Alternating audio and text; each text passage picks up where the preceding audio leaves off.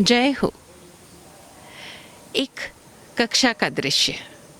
Professor ने class में प्रवेश किया और सारे स्टूडेंट से कहा, आज आप सभी का सरप्राइज टेस्ट। सुनते ही सारे स्टूडेंट सकपका गए। प्रोफेसर मुस्कुरा रहे थे। सब इधर उधर बगलें झांकने लगे। कुछ बैक बेंचर्स फटाफट अपने नोट्स के रजिस्टर्स खोलने लगे, कुछ गूगल देखने लगे। सर पता नहीं कब क्या कहाँ से पूछ ले। 1-2 मिनट तक प्रोफेसर उनकी ये गतिविधि देखते रहे और फिर मुस्कुरा कर बोले, आज इन सब की कोई ज़रूरत नहीं पड़ेगी। आज जो टेस्ट होने वाला है वो कुछ अनोखा है। सारे स्टूडेंट्स ब्लैंक। प्रोफेसर्स ने कहा कि मैं आप सभी के डेस्क पर जो क्वेश्चन पेपर है वो उल्टा रखूँगा और जब मैं सबको बांट चुका होऊंगा तब आप उस क्वेश्चन पेपर को पलट कर क्वेश्चन देख सकते हैं। ऐसा ही किया प्रोफेसर ने। सारे स्टूडेंट्स को क्वेश्चन पेपर बांट दिया और उल्टा रख दिया उनकी डेस्क पर। जब अंतिम क्वेश्चन पेपर स्टूडेंट को देकर प्रोफेसर वापस आगे अपनी चेयर के पास पहुँचे तो उन्होंने अपने हाथ बांधते हुए कहा कि इस प्रश्न का उत्तर लिखने के लिए आपको कुल 10 मिनट मिलेंगे और आपका समय शुरू होता है अब। आप क्वेश्चन पेपर पलट सकते हैं। जैसे ही स्टूडेंट्स ने क्वेश्चन पेपर पलटा, सभी के चेहरे भौचक, आश्चर्य, आंखें फैल गई क्योंकि पूरा क्वेश्चन पेपर ब्लैंक था। हाँ, पूरा पेपर वाइट था, सिर्फ एक ब्लैक स्पॉट वहाँ था। स्टूडेंट्स एक दूसरे का मुंह देख रहे थे। आखिर एक स्टूडेंट ने पूछ ही लिया, सर इसमें तो कोई क्वेश्चन ही नहीं है, सिर्फ एक ब्लैक स्पॉट है, क्या करें? प्रोफेसर ने कहा, आपको बस ये ब्लैक स्पॉट है और ये क्वेश्चन पेपर है आपका, जो मर्ज़ी आए आप उसका आंसर लिखिए। आपको यही क्वेश्चन पेपर मिला है, यही आपका आज का क्वेश्चन है। सारे स्टूडेंट्स लिखना शुरू हुए। 10 मिनट तक लिखते रहे और 10 मिनट पूरे होते ही प्रोफेसर ने सबके आंसर शीट्स कलेक्ट किए। आंसर शीट एक नज़र देखने के बाद प्रोफेसर ने बोलना जारी रखा, आप सभी ने इस पूरे वाइट पेपर पर इस एक ब्लैक स्पॉट को देखा और सभी ने जो व्याख्या की, जो डिटेल्ड डिस्क्रिप्शन किया, वो इस एक ब्लैक स्पॉट पर था, जो इस पूरे पेपर का शायद 0.1% भी नहीं था। सभी स्टूडेंट्स एक दूसरे का मुंह देखने लगे। प्रोफेसर मुस्कुराए, बोले, यही हाल हमारे जीवन का है। हम सब उस 0.1% प्रॉब्लम्स पर ध्यान देते हैं, लेकिन हमारे जीवन में जो इतने कंफर्ट्स हैं उन पर हम ध्यान ही नहीं देते। हमारे मित्र से या हमारे परिवारजनों से किसी से कोई गलती हो जाए तो हम उस एक गलती पर ध्यान देते हैं। उम्र भर उस व्यक्ति ने हमें जो प्रेम दिया, जो सम्मान दिया, जो सुख सुविधाएं दी, उन सबको 1 मिनट में भूल जाते हैं। एक बीमारी आई और हम अपने जीवन भर के स्वास्थ्य को भूल जाते हैं। हम 99% सुख को, 99% आनंद को, मस्ती को, हमारे जीवन में जो ब्लेसिंग्स हैं, जो परिवार के कंफर्ट्स हैं, जो दोस्तों का साथ है, जो टीचर्स की शिक्षा है, हमारे गुरुओं का ज्ञान है, हम उन सब को भूल जाते हैं और जीवन में फोकस करते हैं तो 0.1% ब्लैक स्पॉट पर। अब चयन हमारा है, निर्णय हमारा है, क्योंकि जीवन हमारा है। हम जीवन में अक्सर ऐसा ही करते हैं।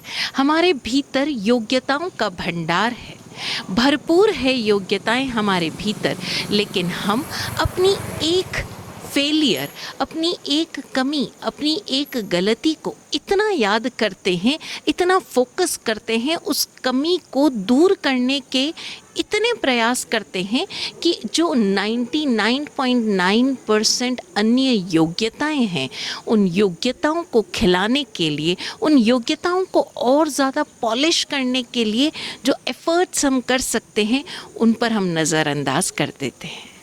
विराट गुरुजी सदैव कहा करते कि संघर्षों से लड़ो मत, संघर्षों को अपने जीवन में दूर करने का प्रयास ही मत करो। इसके विपरीत जो आपके भीतर योग्यताएं हैं, उनको उजागर करने का प्रयास करो। आप स्वयं को इतना अधिक योग्य बनाओ कि वो जो संघर्ष है, वो जो बाधाएं हैं, वो आपको इतनी मामूली लगे। अब ज़रा देखिए ना, अगर आप 99 मार्क्स का एक क्वेश्चन अटेंड कर सकते हैं, तो क्या उसको 1% मार्क्स के लिए गंवा देंगे? नहीं करेंगे ना ऐसा। तो फिर हम अपने जीवन में ऐसा क्यों करते हैं? क्यों नहीं हम अपनी योग्यताओं को फोकस करते? क्यों नहीं हम खुशियों पर फोकस करते? हम अपने घरों में देखें, हम अपने वर्क स्पेस में देखें, हमारा बॉस हमको हमारी किसी एक गलती के लिए डांट देता है, लेकिन जो 99 बार हमारे बॉस ने हमको मोटिवेट किया था, एक्नॉलेज किया था हमारे काम को, हमारे किए गए प्रेजेंटेशंस को बढ़ावा दिया था, हमें प्रमोट करने के लिए उन्होंने कंपनी में हमारे लिए गुड रिमार्क्स लिखे थे, हम उन सबको भूल जाते हैं और एक गलती की ओर जिस बॉस ने हमें पॉइंट आउट किया, हम उस बॉस के प्रति गांठ बांध लेते हैं। और ऐसा हम केवल अपने बॉस के प्रति नहीं करते, हम अपने टीचर्स के प्रति, अपने फ्रेंड्स के प्रति, अपने घर परिवार के सदस्यों के प्रति ऐसा ही करते हैं। हमारे मित्र हर बार हमारे काम आते हैं, लेकिन कभी किसी एक मौके पर जब हमें उनकी बेहद ज़रूरत थी, वो उस एक मौके पर अवेलेबल नहीं रहे, हम अपने बरसों की दोस्ती को दांव पर लगा देते हैं, उससे मन मुटाव करके उसे छोड़ देते हैं।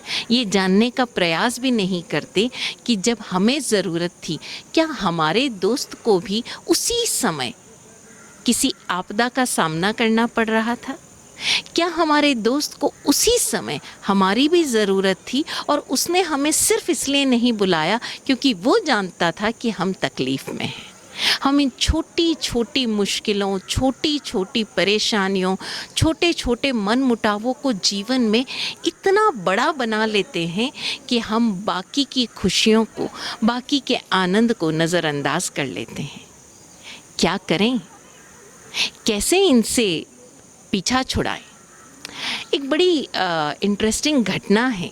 एक माँ ने अपनी पुत्री को बड़ा प्यारा सा ये एक सूत्र दिया, आप चाहें तो आप भी ऐसा कर सकते हैं। तो हुआ यूँ कि जब उसकी बेटी की शादी हो रही थी, तो उसकी माँ ने अपनी बेटी को बुलाकर उसे एक पासबुक दी। बेटी ने बड़ी हैरानी से उस पासबुक को देखा और बोला, ये पासबुक क्यों? तो उसकी माँ ने कहा, बेटा, मैंने तुम्हारे और तुम्हारे होने वाले पति के नाम पर एक जॉइंट अकाउंट खुलवाया है, ठीक है? इस जॉइंट अकाउंट में मैंने आज के दिन में 51,000 रुपये जमा करवा दिए हैं, क्योंकि आज का ये दिन तुम्हारे लिए सबसे बड़ी खुशी का दिन है। हाँ, इस बैंक बैलेंस को मेंटेन करने का जो जिम्मेदारी है, आज के बाद तुम्हें उठानी है। वो बेटी ज़रा चौंकी, बोले, मैं समझी नहीं। तो माँ ने मुस्कुराते हुए कहा, जब जब तुम दोनों के जीवन में ऐसे अवसर आए जब कोई एक दूसरे को खुशी प्रदान करे, वो आनंद का पल प्रदान करे, उस आनंद के पल को इस पासबुक में जमा कर लेना। उस दिन इस बैंक में एक राशि जमा करना और उसके आगे उसका कारण लिखना। जब कभी तुम उदास हो जाओ या जब कभी तुम्हें अपने पार्टनर के प्रति मन में कोई शिकायत या कोई ज़रा सी नाराज़गी आए, इस पासबुक को खोल कर देख लेना। तुम्हें अपने इन खुशियों के पलों को फिर से ज़िंदा करने में मदद मिलेगी। बेटी ने ये बात सुनी, उसे अच्छा लगा। शादीशुदा ज़िंदगी में प्रवेश किया और ऐसे कई अवसर आए जब उस बैंक बैलेंस में जो राशि थी वो बढ़ती चली गई। आज मेरा शादी के पश्चात पहला जन्मदिन, आज मुझे एक सरप्राइज़ गिफ्ट मिला, आज पति की प्रमोशन, और इसी तरह वो पति भी उसमें लिखता जा रहा था। आज मेरी पत्नी ने मुझे सबसे बड़ी खुशी दी, वो प्रेग्नेंट है।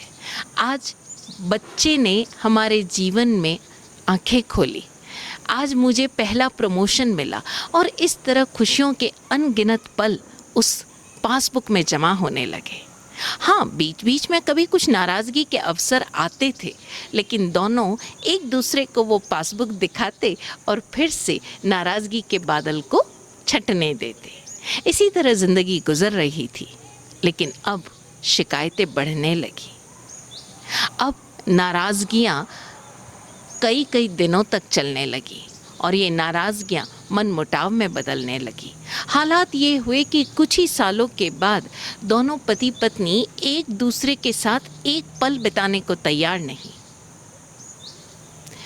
बात तलाक तक पहुंची। बेटी ने जाकर अपनी माँ से कहा, किस आदमी के पल्ले बांध दिया तुमने? मैं एक पल इसके साथ नहीं रहना चाहती, मैं इससे तलाक चाहती हूँ। माँ ने समझाने का प्रयास किया जैसे हर माता पिता करते हैं, लेकिन बेटी स्वयं को समझदार समझती थी। माँ, आप नहीं जानती कि वो व्यक्ति कैसा है, इतना ईगोस्टिक है कि अब मेरा उसके साथ जीवन गुजारना नामुमकिन है। यही शब्द उसके पति के भी रहे। तो माँ ने ज़्यादा कुछ कहा नहीं और बस इतना कहा कि ठीक है, तुम तलाक लेना चाहते हो, ज़रूर लो, और तलाक फ़ाइल करने से पहले एक काम करो, वो जो पासबुक मैंने तुम्हें दी थी, जो अकाउंट तुमने खोला था, तुम्हारे लिए मैंने खोला था, उसमें जमा जो भी राशि है उस सारी राशि को निकालो और खर्च कर डालो। बेटी ने कहा, ठीक है, इसमें कौन सी बड़ी बात है, पैसा ही तो खर्च करना है। वो गई बैंक पासबुक लेकर। पैसा निकालने के लिए कैश काउंटर पर लाइन में खड़ी थी। खड़े खड़े उसने उस पासबुक को खोला और उसमें लिखी हुई एक एक एंट्री पढ़ने लगी, और जैसे जैसे वो एंट्रीज पढ़ती चली गई, उसे वो पल वापस ज़िंदा होने लगे जो उसने अपने पति के साथ गुजारे। न जाने कितनी खुशियाँ दी थी उस जीवन साथी ने। आंखें भर आई, और वो आंखें मात्र भरी नहीं आई, बल्कि टपाटप आंसू बहने लगे।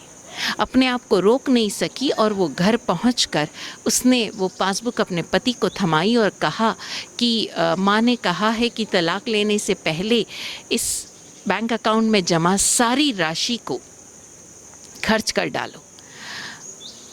तुम जाकर ये राशि निकाल लो और खर्च करो। पति तो राज़ी था ही, वो गया। उसके साथ भी वही बात हुई जो पत्नी के साथ हुई। जैसे जैसे उसने पासबुक की एक एक एंट्री पढ़ी, उसकी आंखें भरती चली गईं, और अब उसे एहसास हो गया कि वो ये रिश्ता नहीं तोड़ना चाहता। घर आकर उसने अपनी पत्नी को पासबुक थमाई। पत्नी के चेहरे पर सवालिया निगाह देखकर उसने कहा, पासबुक खोलो। पासबुक खोला तो आज के दिन की उसमें एक नई एंट्री थी। पति ने उस एंट्री के आगे लिखा था, धन्यवाद मेरे जीवन में आने वाली सभी खुशियों के लिए, मुझे खुशियों के अनगिनत पल देने के लिए। और दोनों पति पत्नी एक दूसरे के हाथ पकड़कर ये फैसला कर लेते हैं कि आज के बाद हम कभी भी तलाक तो क्या, अलग होने की बात भी नहीं करेंगे। ये खाता बही, ये पासबुक हम सभी मेंटेन कर सकते हैं। बैंक में भले ही खाता खोले ना खोले, लेकिन हम अपने रिमाइंडर के लिए कहीं पर भी ये खाता तो खोल ही सकते हैं कि हमको हमारे किस परिवार के किस सदस्य ने कितनी खुशियाँ दी है। उन सबको ज़रा रोज़ाना मेंटेन करते जाएं। और देखिए ना, खुशियाँ तो छोटी छोटी होती है। हम चाहते हैं कि मुझे गिफ्ट मिले, लेकिन होता क्या है कि हम उस गिफ्ट की एक मानसिक छवि हमारे भीतर बना लेते हैं, और जब गिफ्ट हमारे सामने आता है तो हमारी आंखें उस गिफ्ट को नहीं देख रही होती, बल्कि उस गिफ्ट में अपनी उस मानसिक छवि को ढूंढ रही होती है। और इसीलिए हमें उस गिफ्ट को अपनी मानसिक छवि के साथ तोलने पर वो गिफ्ट हल्का महसूस होने लग जाता है, और हम उस गिफ्ट देने वाले व्यक्ति की भावनाओं का नहीं, उस गिफ्ट का मोल तोल करने लग जाते हैं। ऐसा हम जिंदगी में प्रतिपल करते रहते हैं। अवसर है हमारे पास, अभी भी जीवन के अनगिनत पल अज्ञात हैं। उन अज्ञात अनगिनत पलों को हम अपनी और अपने आसपास के लोगों की योग्यताओं को खिलाने में, उजागर करने में, सहयोगी बनने में गुजारें, ना कि मीन मेख निकालने में, विरोध करने में, या कि हमारे आसपास के लोगों की कमियां देखने में निकालें। हम ध्यान दें कि जिन चीज़ों पर हम फोकस करेंगे वही चीज़ें हमारे जीवन में बढ़ती चली जाएगी, और जिन चीज़ों को हम नज़रअंदाज करेंगे, जिन चीज़ों की तरफ हम आंखें मूंद लेंगे, वो फिर हमारे जीवन में क्यों कर प्रवेश करेगी। तो हम अपने जीवन में क्या बढ़ाना चाहते हैं, वो काला धब्बा या सफ़ेद आनंदित जीवन? चुनाव हमारा, निर्णय हमारा, क्योंकि जीवन हमारा है। हम सब इस जीवन में प्राप्त सभी सहयोगों का आदर करें, आभार भावों के साथ उन सब का उपभोग करें। सद्गुरुदेव की कृपा से ऐसा ही हो। ओम शांति। जय हो।